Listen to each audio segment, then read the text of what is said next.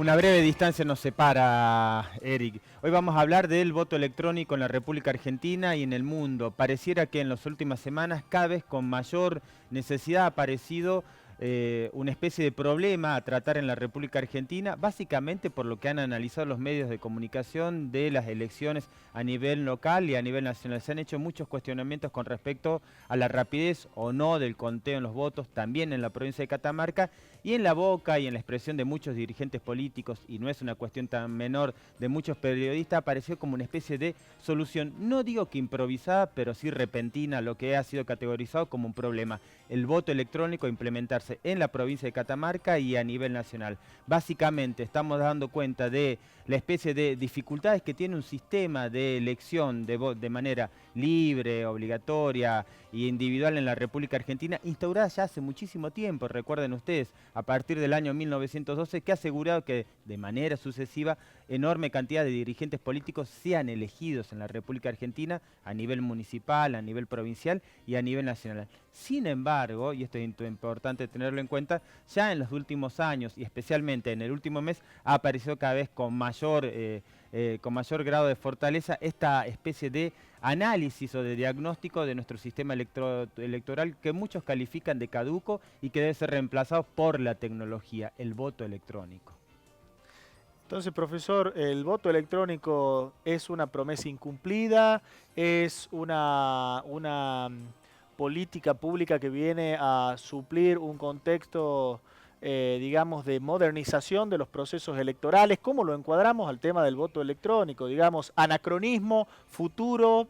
¿En dónde encaja bien el tema del voto electrónico en nuestro contexto provincial? Una coyuntura de cambios y continuidad ya vivida por nuestro país a comienzos del siglo XX en un proceso inusitado de modernización, de instauración de un Estado cada vez más fuerte y sobre todo de ciudadanía igualitaria para todos los argentinos y argentinas nacidos o también nacionalizados en nuestro país. Básicamente, recordemos, esta vieja bandera del orden, del progreso, vuelve a reaparecer ahora también en manos de un contexto, de un significante, de un concepto que a muchos y a muchas de nosotros nos resulta interesante: la tecnología como algo que viene a suplir un problema de un sistema que vos lo dijiste de manera muy clara, pareciera que es caduco. Sin embargo, miren qué interesante, amigos y amigas de Sesión Abierta, a diferencia de lo que uno cree que debe hacerse en otros lugares del mundo, porque eso lo indica el sentido común, no necesariamente en los países más digitalizados del mundo, en los cuales la ciudadanía tiene un grado de alfabetización tecnológica más fuerte, la confianza en el voto electrónico se encuentra refrendada con su efectiva puesta en marcha. De hecho, en la mayoría de los países desarrollados del mundo,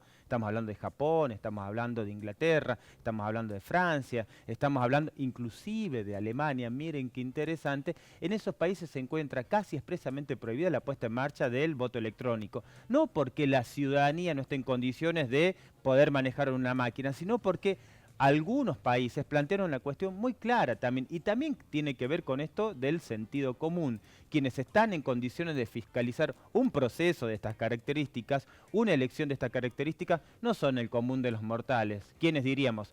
Los fiscales, los ciudadanos y ciudadanas que generalmente vemos todos los domingos, también este 8 de agosto, estar de manera esforzada desde las 8 de la mañana hasta las 2 de la mañana, cuidando que sus votos sean respetados, o los presidentes de las mesas, cuidando que la voluntad popular también sea respetada. En el caso de voto electrónico, ¿qué se necesita? Se necesita fiscales informáticos. Es decir, un proceso de lo que comúnmente los analistas han denominado la tecnocracia, el poder de los técnicos, digamos, se incrementaría sustancialmente en el caso de los sistemas de voto electrónico. Así es, otra cuestión planteada también por los analistas informáticos que defienden la puesta en marcha del software libre. Dicen, quienes en general patrocinan la puesta en marcha de los sistemas de voto electrónico son los dueños de grandes empresas que van a facilitar las máquinas y los dueños también de las empresas informáticas que entregan el software. Como se dan cuenta, hay una enorme cantidad de opiniones en contra del voto electrónico. También hay una enorme cantidad de opiniones a favor del voto electrónico, en función también de la experiencia de los países en los cuales se ha puesto en marcha el voto electrónico. De nuevo, lo que va en contra del sentido común. Justamente en países con un grado menor de alfabetización digital en América Latina, como Brasil, Venezuela y Perú, el voto electrónico ha sido puesto en marcha de manera efectiva. Y en nuestro país, en lugares muy disímiles, no solo en términos geográficos, sino también en términos poblacionales, en términos de alfabetización digital, como Capital Federal y Salta, el voto electrónico ha sido puesto en marcha y las opiniones en contra son cada vez menores. De mínima podríamos decir que el tema del voto electrónico es un tema que está en debate, no está cerrado, ni está aceptado, ni tiene consenso transversal, un tema de debate que, digamos, de alguna manera propicia perspectivas a favor, perspectivas en contra, pero un tema a discutir. Claro que Desde el sí. punto de vista de las políticas públicas. Además, me imagino que no solo refiere a la instrumentación del sistema informático por el cual se rige el voto electrónico, sino que debe ir acompañado de una política pública de largo plazo de educación ciudadana para el voto electrónico. Esto es una cuestión clave para la efectiva puesta en marcha del voto electrónico en cualquier lugar del mundo y también ha sido desaconsejada justamente por eso la implementación del voto electrónico en algunos países en los cuales había sido puesto en marcha en décadas pasadas. Por ejemplo, Alemania, Holanda y Bélgica tuvieron experiencias frustrantes en ese sentido porque descubrieron que una cantidad importante de ciudadanos y ciudadanas, no necesariamente los más viejos, sino también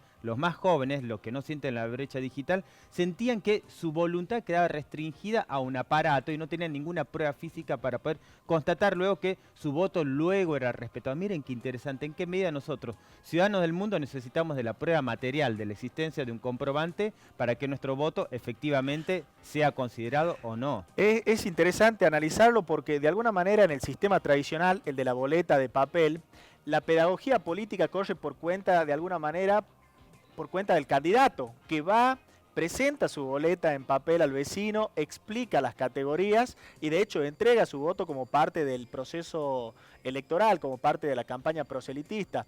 En el caso del voto electrónico, también de alguna manera repercutiría transversalmente sobre esa pedagogía política de los candidatos, ¿no? Así es. Reestructuraría la dinámica de la campaña electoral. La dinámica de la campaña electoral, la dinámica también de la fiscalización de las elecciones, la dinámica también de la capacitación de los presidentes de mesa y de los fiscales políticos. Hay una enorme cantidad de recursos materiales que el Estado y los propios partidos políticos deben poner en marcha a partir de ahora, porque no es una cuestión menor, es una cuestión necesaria lo que acabas de plantear, Eric. En todos los países del mundo y también en las provincias en las cuales se ha implementado el voto electrónico, se necesita de una inversión del Estado, también una especie de fantasía, ¿no?, con respecto a que el voto electrónico va a permitir que los partidos políticos y el Estado ahorren en boletas. Se va a ahorrar en boletas, pero también se va a exigir, por supuesto, que sea una inversión importante en términos de software y también de maquinarias. Necesaria, porque debemos plantearlo. Para que el voto electrónico sea efectivo, siempre han planteado los analistas a nivel internacional con respecto a esta dinámica,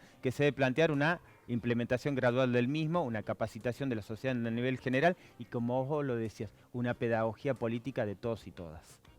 Muy bien, muy claro, muy preciso, profesor. Bueno, vamos a un corte, enseguida volvemos en otro bloque de sesión abierta.